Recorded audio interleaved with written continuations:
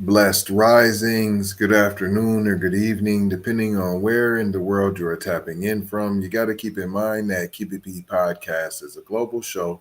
And today, on this episode of Keep It P Podcast, we will be discussing white folks lying about crime.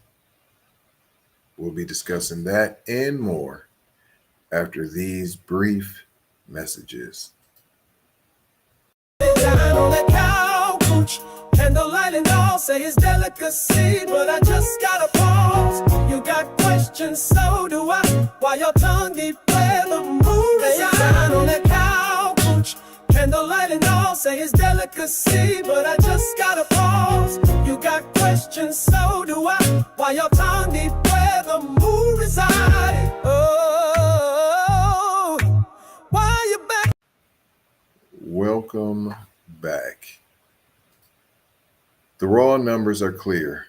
White men lead in multiple crime categories in the U.S., and that's the facts. There's no opinion here, no excuses, no soft language.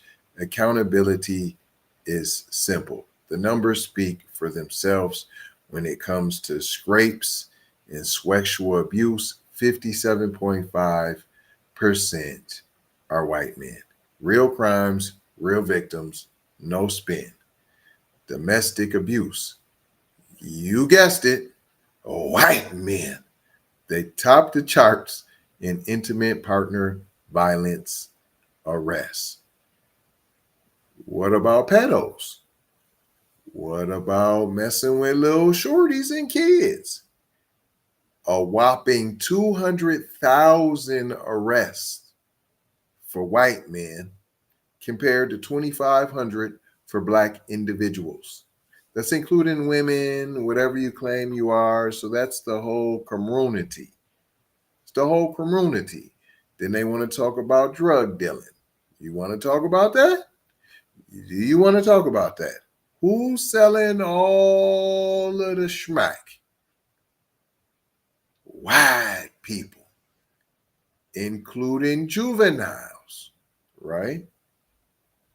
Meanwhile, Black Americans continue to be targeted by the system. Arrest totals often include false arrests, racial profiling, or mistaken identity, yet the media treats these numbers as proof of inherent criminality. The system inflates us while non-FBAs commit crimes way more, and they suffer far less accountability, and the facts rarely get reported accurately.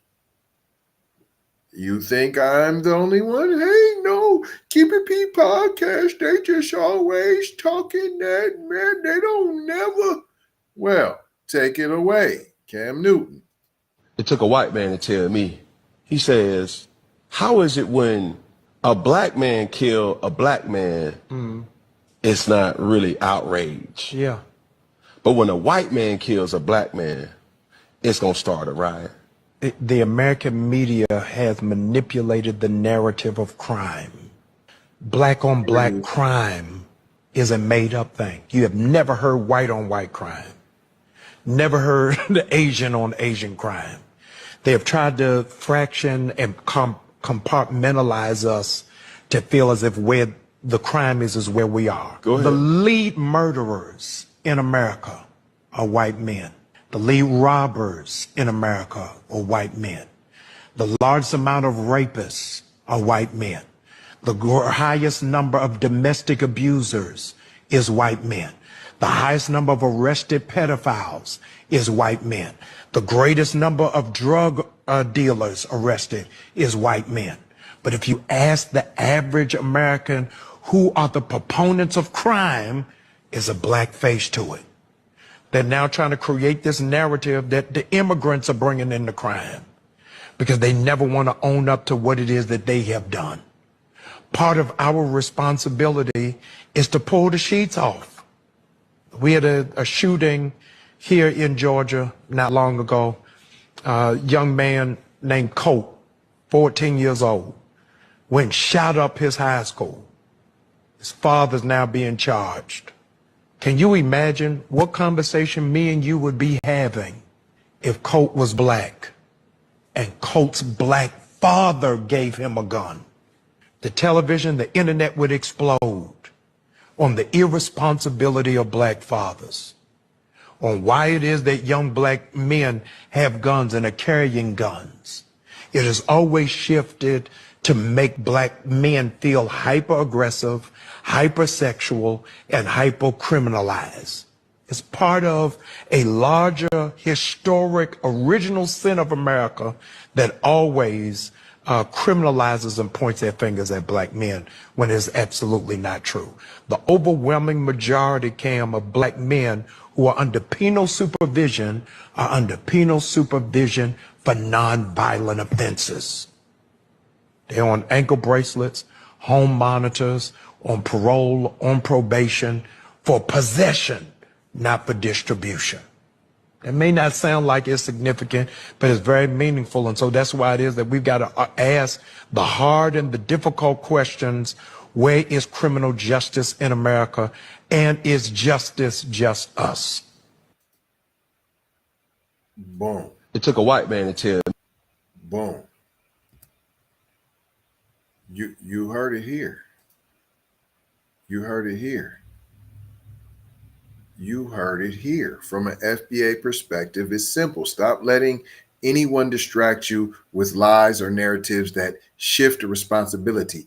These are the raw numbers. White men are leading in these crimes, and that is the truth. Know the facts, hold people accountable based on the numbers, the evidence. They don't lie. The numbers don't lie. Don't let them be twisted to blame Black Americans for crimes we don't commit. But I ain't gonna hold you. I'm just gonna mold you, fold you, and scold you about being off code. Gonna leave you with 4 words that we always do around this time. Subscribe for the vibe, like for the spike, comment your vomit, and share if you care, if you dare to get Black empowerment everywhere. We on all of these platforms that you see on your screen. If you're tapping in audibly, that would be Spotify, Apple, YouTube, Twitter, Instagram, TikTok, Snapchat, Facebook. Come and take a look. You might get hooked. Don't get shook by the fake Keep It P podcasts that are out there. Please don't. They do have a few of them out there. Love, peace, blessings, and maloha. I gotta go high for show high. You already know how. Big brother, light bright, supremo, my T. Signing off.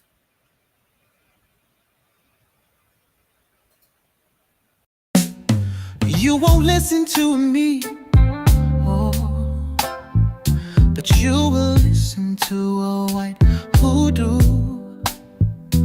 You won't listen to a G, but you will listen to a white man. See, that's